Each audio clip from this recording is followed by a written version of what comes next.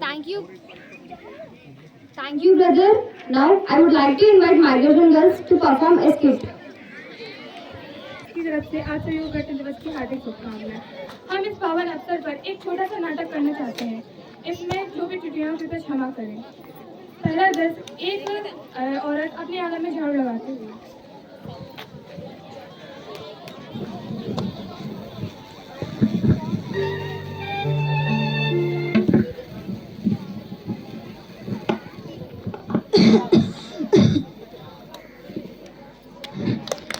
हे भगवान, आपने मुझे इतने तो क्यों दिए हैं?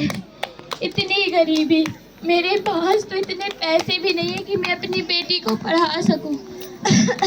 और ये न जाने कौन सी बीमारी हो गई है, और ये लड़की कहाँ गई?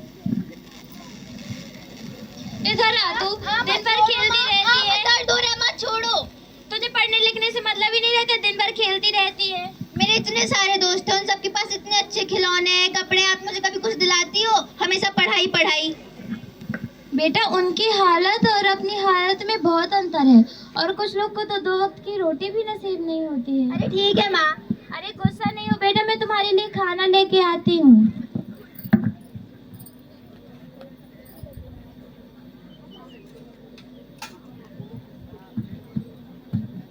सृष्टि सुन, खाना खा ले।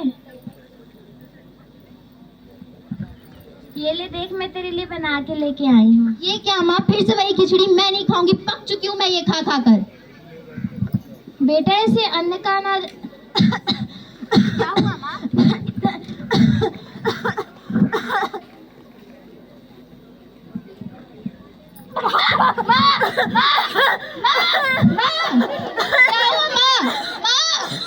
अरे बहन जी, क्या हो गया आपको?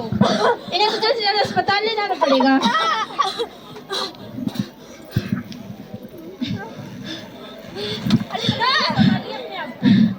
बेटा, अब मुझे अस्पताल ले जाने का कोई फायदा नहीं है। बेटा, तुम अच्छे से रहना। मैं आपसे एक ही विनती करती हूँ कि आप मेरी बेटी को पढ़ा दीजिएगा। यही मेरी आपसे आखिरी विनती है। मैं उसकी जिम्मेदारी आपको सौंपती हूँ।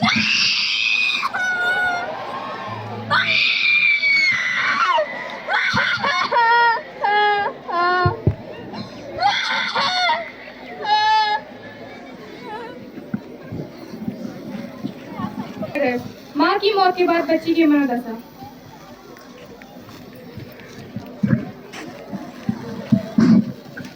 जब तक मेरी माँ जिंदा थी, मैं उससे तरह तरह की मांगे करती रही। माँ, मुझे ये ला कर दो, वो ला कर दो, माँ मुझे ये चाहिए, वो चाहिए। मैंने उनसे कभी नहीं पूछा कि आपको क्या चाहिए, आपकी तबीयत कैसी है। और अब वो मेरे साथ नहीं है, मैं क्या ही करूंगी इस जिंदगी का? बचा ही क्या है मेरी जिंदगी में? ये क्या करने जा रही हो तुम? पागल हो गई हो क्या? क्या कर रही थी तुम? मैं क्या करूंगी जी के, क्या करूंगी? तुम्हें ऐसा क्यों किया तुमने? तुम्हें अपने लिए नहीं, अपने माँ के सपने के लिए जीना है, इस देश के लिए जीना है। अब तुम्हें ऐसी अफसर बनना कि किसी की भी ऐसे मृत्यु ना हो। आप सही कहती हैं, मैं अपनी माँ के सपने के लिए जीऊंगी, उन लोगों के लिए जीऊंगी जिनका मेरी तरह इस दुनिया में और कोई नहीं है। मुझे भरोसा है तुम पर, तुम ये कर लोगी। अब कल से तुम स्कूल जाना और अपनी माँ के सपने को पूरा करना। अब तीसरा दृश्य, एक और बच्ची की कहानी।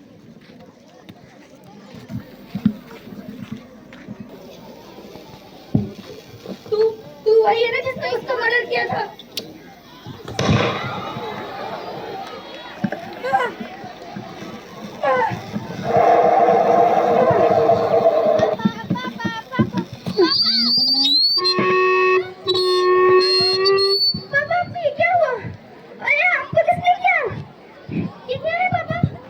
बेटा, वो एक गुंडा बेटा।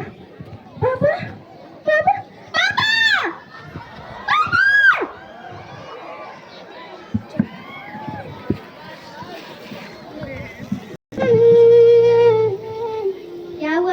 तुम ऐसे उदास क्यों बैठी हो?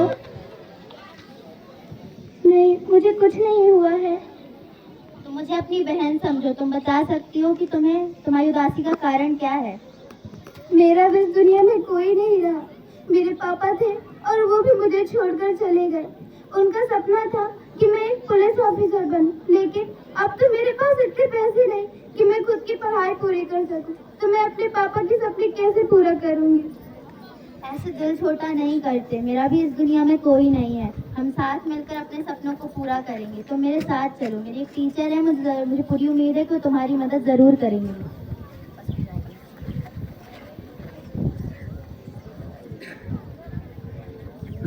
मैम।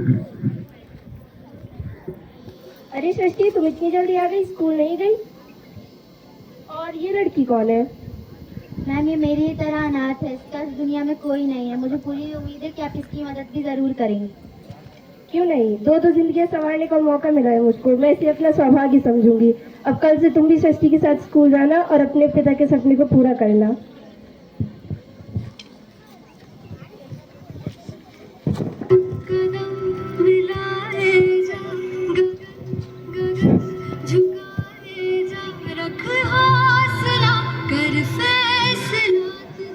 वक्त बदलना है। करना तो बंदया, रुकना तो बंदया, राह पे चल बंदया। करना तो बंदया, रुकना तो बंदया, राह पे चल बंदया। बच्चियां अपनी अपनी मंजिल में पहुंच जाती हैं। अब वो दोनों बच्चियां अपनी शिक्षिका से मिलते हुए।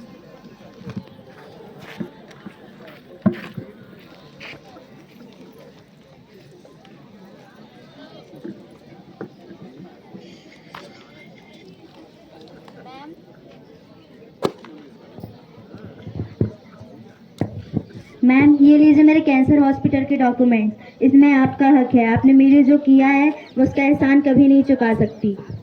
अरे बेटा, इस पर मेरा कोई हक नहीं है। ये तो तुम्हारी अपनी मेहनत है। नहीं मैम, आपका इसमें ही हक है।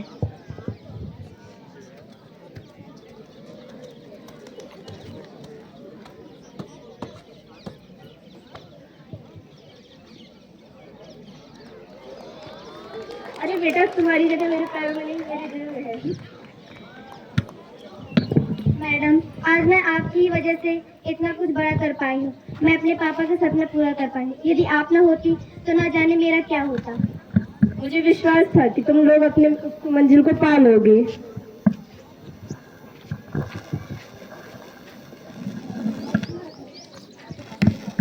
जैसा कि आप सभी ने देखा कि उसकी माँ को सही समय पर इलाज ना मिल पाने के कारण उसकी माँ की मौत हो जाती है।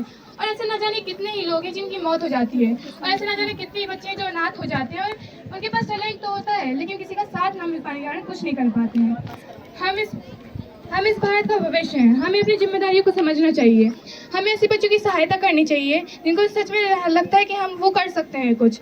तभी हमारा भारत बनेगा शिक्षित भारत, विकसित भारत। Thank you.